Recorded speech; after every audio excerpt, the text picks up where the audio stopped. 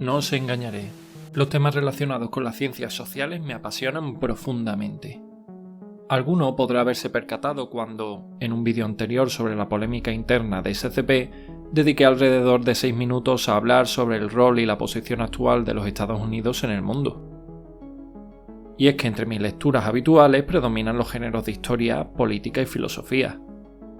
El impacto que estos temas tienen en nuestro mundo es evidente, lo que me ha ayudado a comprender mucho de lo que nos rodea, desde la geopolítica, la economía, la cultura, la religión, hasta las ideologías.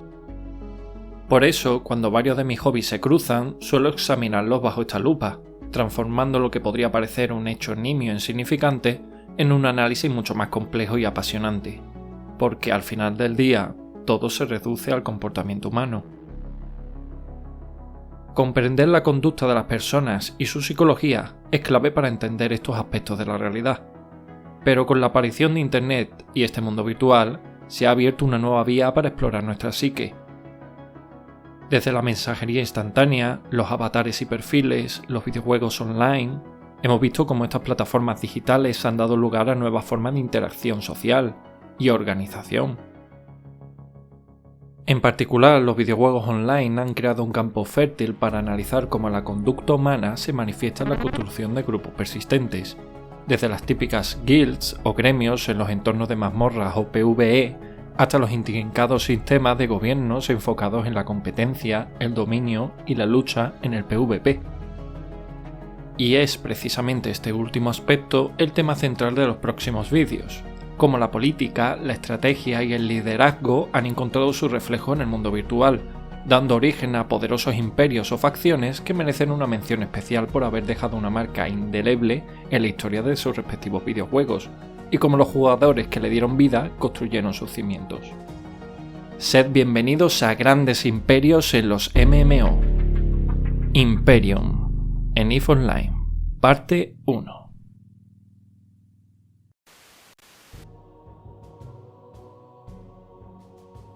Cuando hablamos de imperio, solemos evocar a una especie de superrealeza, un gobernante supremo que rige una vasta extensión de territorio, casi como una fase superior a la de un rey y su reino. Sin embargo, el significado de imperio y sus implicaciones reales han cambiado a lo largo de la historia. Debemos entender que lo que los romanos entendían como imperio no es lo mismo que para sus sucesores carolingios, bizantinos, españoles o lo que nosotros mismos comprendemos. Es similar, con bastante correlación, pero no exacto. En sus orígenes, imperio provenía del latín imperium, que se traduciría como dominio. Este término hacía referencia a una atribución pública concedida a los magistrados romanos para ejercer un poder temporal para controlar una entidad militar o gubernamental en una unidad específica, como una provincia o un territorio. Entendemos análogamente por imperio tanto la acción de imperar o mandar, como una cierta dignidad asociada al dominio de las cosas o de influencia directa sobre personas e instituciones. Esta forma de autoridad legal estuvo presente en Roma mucho antes del archiconocido Imperio Romano. Dichas comisiones se originaron durante la monarquía, cuando Roma apenas se extendía más allá del centro de Italia, como una pequeña ciudad-estado, siendo el imperium una forma de mando militar que otorgaba al rey una autoridad suprema.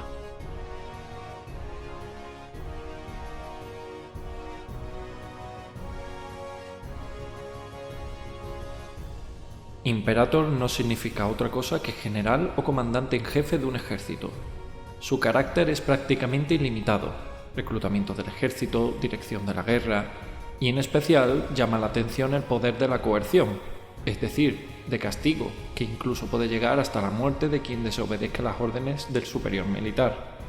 Estas disposiciones pervivieron durante la República Romana, solo que ahora los ostentarían los magistrados o cónsules de manera severamente limitada y temporal, momento en el que Roma empezó a despuntar y a extenderse militarmente a lo largo del mar Mediterráneo y Europa. Recordemos que la mera mención de la monarquía o el hecho de que te implicaran con tal distinción durante el periodo republicano solía ser negativo y peyorativo, pues la república se edificó sobre el tiranicidio del último rey romano Tarquinio el Soberbio. En definitiva, el imperium era la capacidad legal de ejercer el mando militar, y sin él no se podía dirigir un ejército legalmente.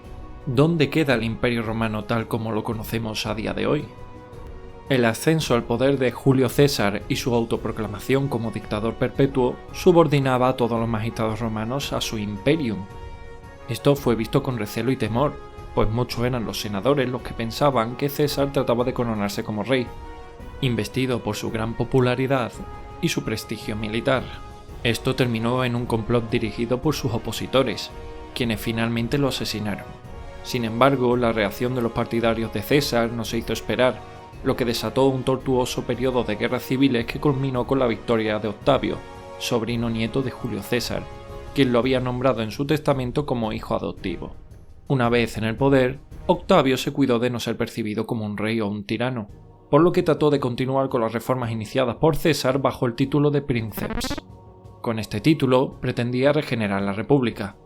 Además, le otorgó un Imperium Maius, que lo situaba como comandante supremo de los ejércitos, de modo que todos los demás generales romanos comandaban ejércitos por delegación suya. Es así como nació propiamente el Imperio Romano, el dominio de los romanos sobre el mundo y su acción civilizadora para llevar su cultura a los confines de la tierra. De manera similar podemos entender al Imperio Español como el dominio universal de la monarquía hispánica, solo que bajo el prisma católico y evangelizador. El carácter republicano de Roma se fue diluyendo a medida que el emperador comenzó a acumular poder en detrimento del Senado. A través del traspaso de poder de generación en generación, el título se fue aristocratizando. Con el paso de las eras, el título de emperador empezó a adquirir un renovado sentido de legitimidad y prestigio, lo que llevó a que, tras la caída del Imperio Romano Occidental, muchos intentaran asumir el legado romano para legitimarse.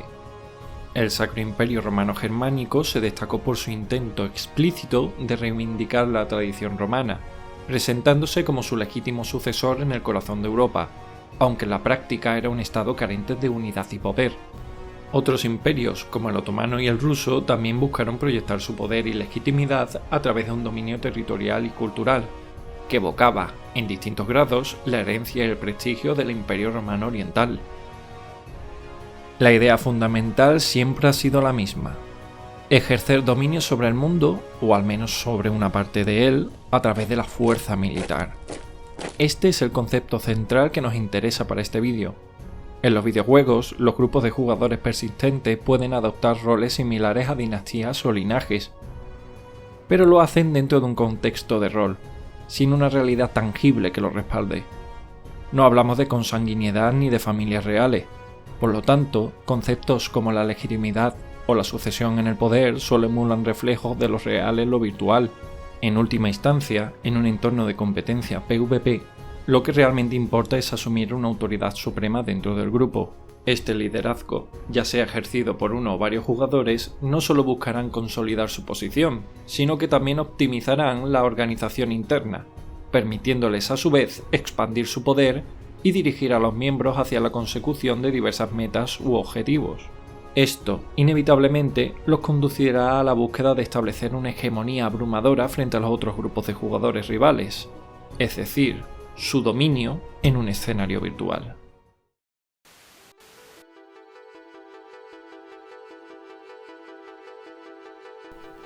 EVE Online es un MMORPG de ciencia ficción y estrategia creado por CCP Games en el año 2003. Se destaca principalmente por una vasta y compleja galaxia virtual, con pocas limitaciones a las acciones del jugador, lo que permite una escala enorme de interacciones. EVE ha captado la atención del mundo periodístico de los videojuegos, al romper sobre todo varios récords a lo largo de su vida, como la batalla simultánea en línea más numerosa, la batalla de B-R5RB, o por la cantidad de estafas que han involucrado dinero real. La economía en EVE Online es tan intrincada y realista que entre los propios jugadores suelen bromear diciendo que se encuentran en un videojuego de simulación de Excel. Bajo el avatar de un piloto espacial, los llamados capsulistas, navegamos por la galaxia de New Eden, inicialmente dividida por 4 facciones NPC. Sin embargo, la auténtica competencia la protagonizan los jugadores. El núcleo de EVE Online reside en las corporaciones, que son el primer nivel de organización de jugadores en New Eden, y funcionan, grosso modo, como las guilds o clanes en otros videojuegos. Luego tenemos las alianzas, que constituyen el segundo nivel de organización, compuestas por agrupaciones de corporaciones y dirigidas por un CEO como líder, con la capacidad de ejercer soberanía en el mapa galáctico. Por último, están las coaliciones, que no tienen un mecanismo formal en el juego, pero suelen surgir como agrupaciones temporales de alianza con objetivos de interés común, necesidad o conveniencia. Esta dinámica ha generado poderosos juegos de poder, especialmente debido a la feroz competencia entre las alianzas por el control de recursos y territorios. En medio de estos tumultuosos episodios surge una coalición conocida como Imperium. En el ámbito hispanohablante, varios canales han contado esta historia, por lo que difícilmente diré algo que ellos no hayan mencionado ya. Os recomiendo visitar sus canales si os interesan las historias de EVE Online, ya que realizan un trabajo excelente. Por motivos de guión haré una versión resumida del tema, pero para entender qué fue el Imperium, pongamos un poco de contexto.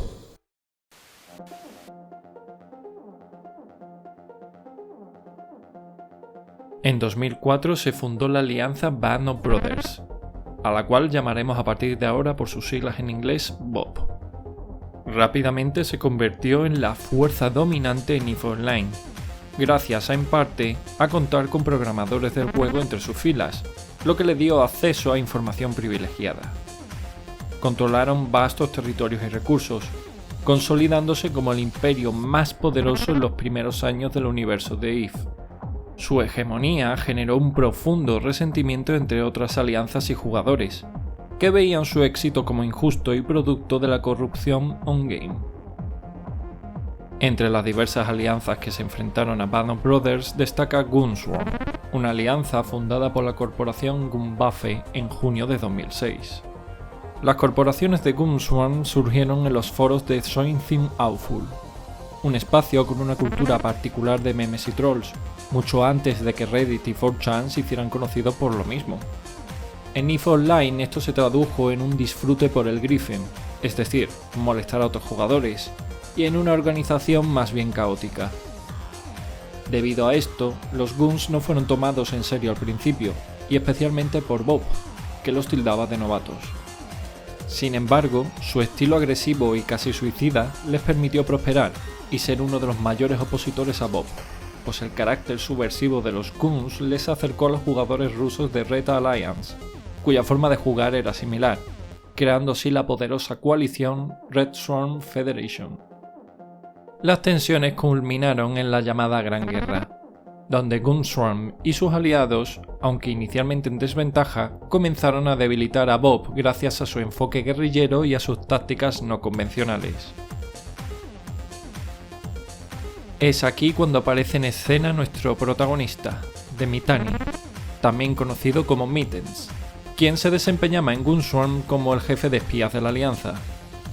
Se inició en EVE Online en junio de 2005, en la corporación Gunfleet, orquestando junto a Tim Foyle, un desilusionado líder de Bob, desmantelar la alianza desde dentro, resultando en la pérdida de su soberanía, su territorio y una suma importante de ISK. Aunque Bob intentó reconstruirse bajo un nuevo nombre, Kenzoku, que posteriormente se reformó a It Alliance, pero su poder nunca fue el mismo, a pesar de que sus enemigos sí lo fueron.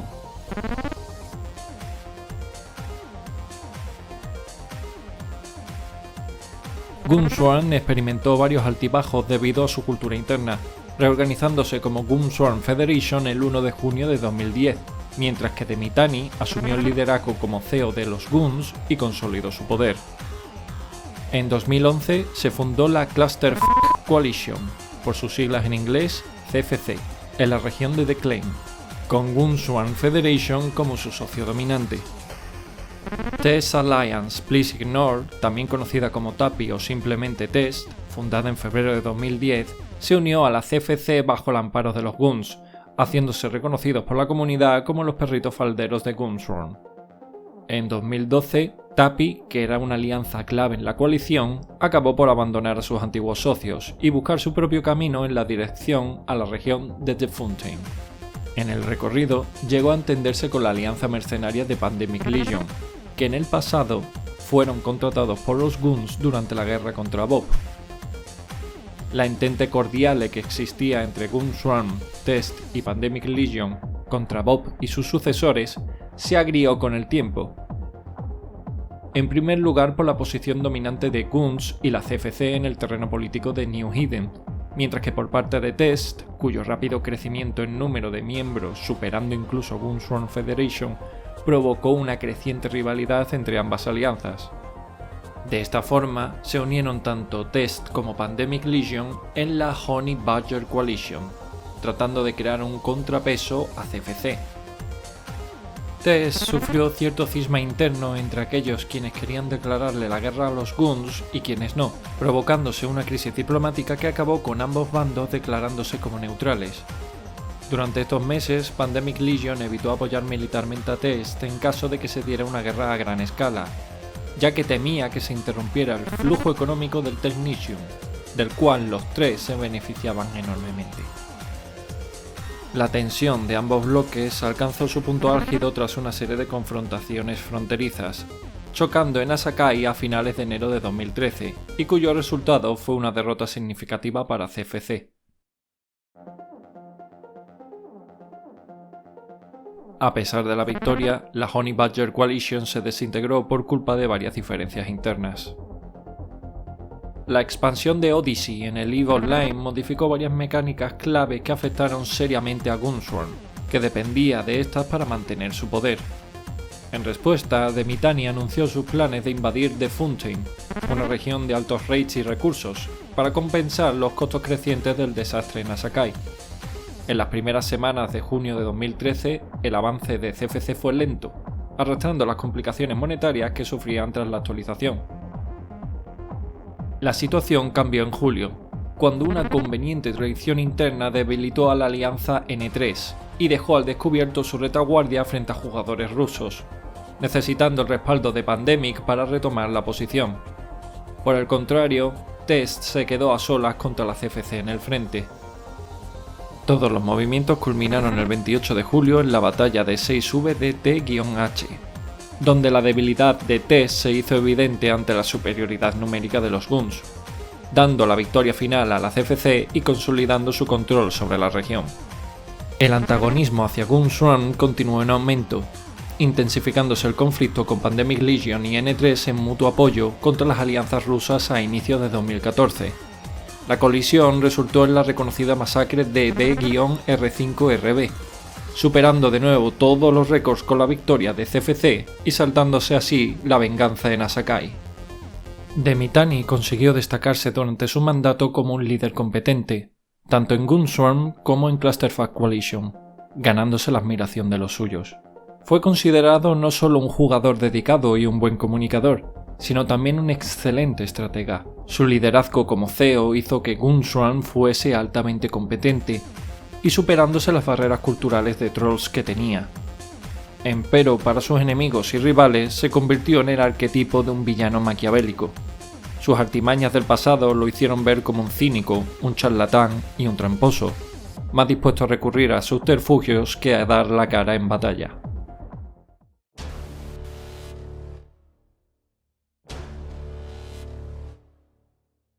Dando un salto en el tiempo, la página de noticias de TheMittani.com anunció en la primavera de 2015 el fin de la Clusterfuck Coalition, que pasó a ser renombrada como The Imperium.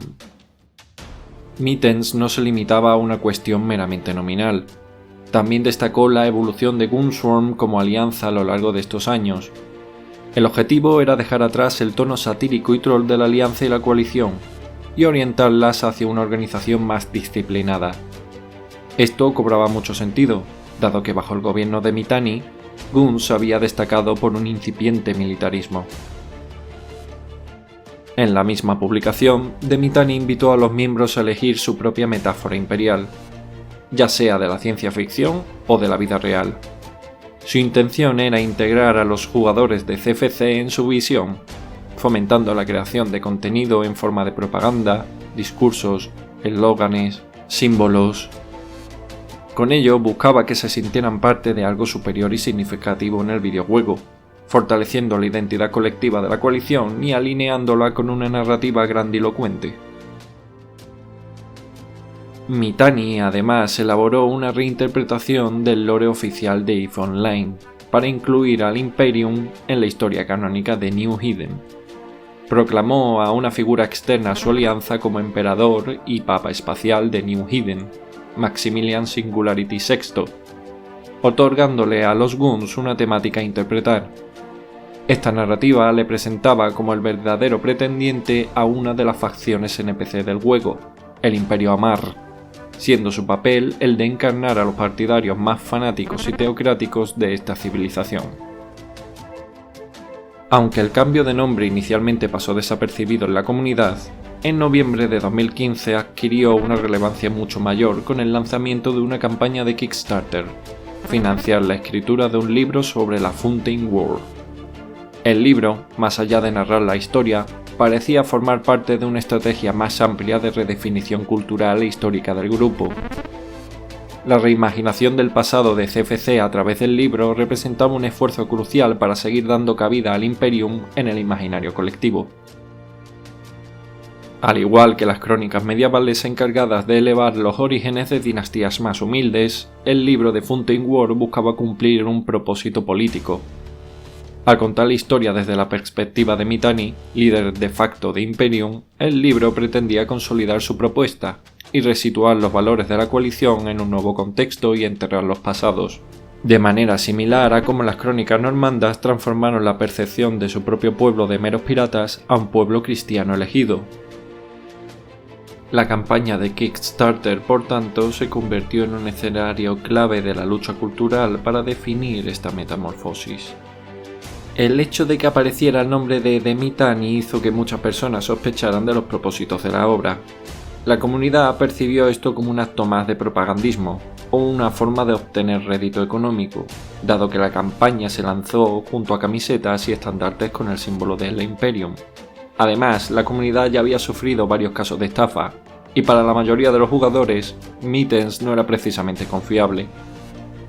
Sin embargo, su versión de los hechos no dejó de ser, desde su perspectiva, un recuento justo, donde se presentaba a sí mismo y a CFC e Imperium como los héroes, lo que le valió fama de ser un ególatra.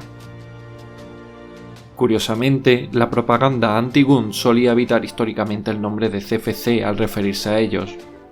Mencionar una palabra que contenía resultaba incómodo para algunos jugadores, llamándoles Dekko, debido a que su coalición se centraba en la región de Declain. Tras el cambio de nombre a Imperium, continuaron usando conscientemente el término de CFC, con el fin de evitar darle legitimidad al nuevo nombre y a su discurso. También se produjo una reestructuración interna de la coalición Imperium. Se crearon diversos ministerios con una temática orwelliana, como el Ministerio del Amor, que en realidad funcionaba como un ministerio de guerra, o el Ministerio de la Verdad, que se encargaba de la propaganda y las noticias.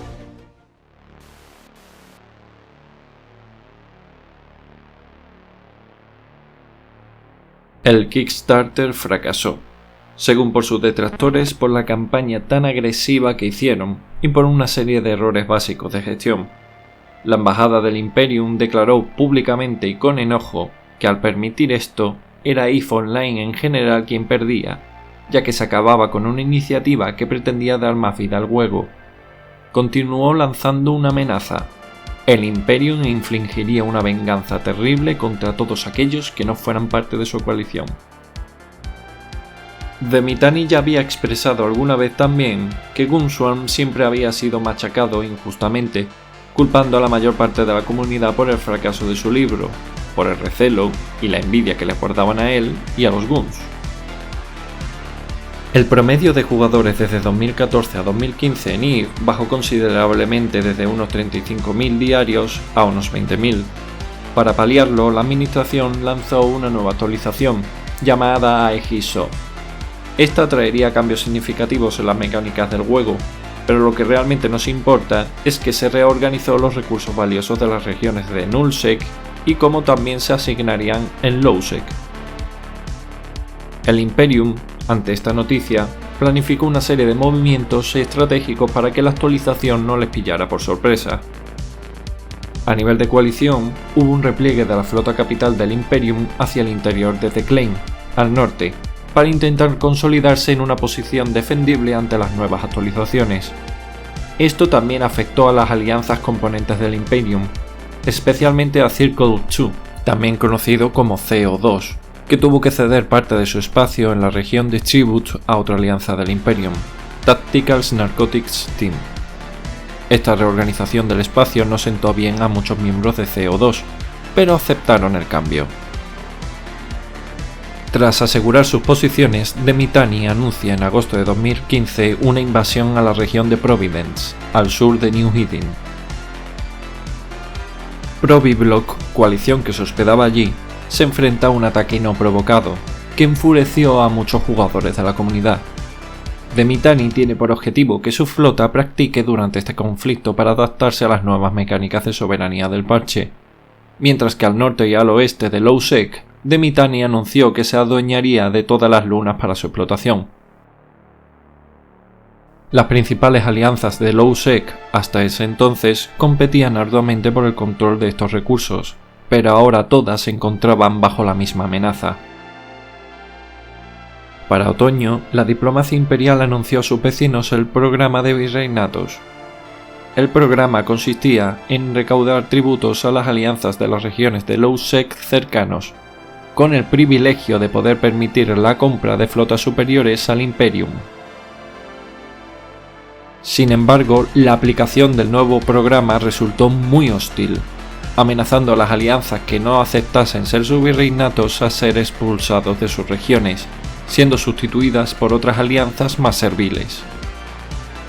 En esta cuestión fronteriza, The Mittani aborda el tema bajo la retórica imperial, situando a las demás alianzas como bárbaros en nuestras puertas, y podríamos visitar a los salvajes para ilustrarlos y mostrarles la verdadera luz del Imperium. La recaudación de tributos del programa resultó ser muy asfixiante. Para finales de 2015, el Imperium estaba en su mejor momento. Tenían en la práctica el control total de todo el norte y el oeste de EVE Online, usando el suroeste y al sur como terrenos de alquiler y cultivo, y contando con sus aliados y diplomacia, su influencia se extendía por casi todo el mapa. Eran, en la práctica, intocables, y desafortunadamente lo sabían. Simultáneamente a esto, unos jugadores de la alianza Space Monkeys, miembros de la coalición Imperium, robaron una gran cantidad de ISK a una organización conocida como I Want ISK. I Want ISK es un sitio web de apuestas de EVE Online. Si bien no era una alianza o una coalición, funcionaban como un consorcio de jugadores muy ricos. El motivo de su riqueza se debía al casino que gestionaban fuera de EVE Online, lo que llevó a ser vigilados por la escrupulosa visión de la administración, bajo sospechas de lavado de dinero negro. De hecho, en la práctica también hacían de banqueros, tanto para cuadrar las cuentas de su organización como poder permitirse hacer grandes inversiones o préstamos. La fuga de capitales a SMA y su negación a devolverlo provocó que uno de los altos jerarcas del casino, Lenny Kravitz II, se involucrase personalmente, con un único propósito: destruir al Imperium, pues estaba confiado de que la coalición no era tan invencible como parecía. Hemos llegado al final del vídeo. Una pregunta que os lanzo a ustedes, quienes seáis apasionados de la historia. ¿Veis paralelismo entre las acciones de The Mittani y el Imperium con hechos históricos reales? ¿Cuáles?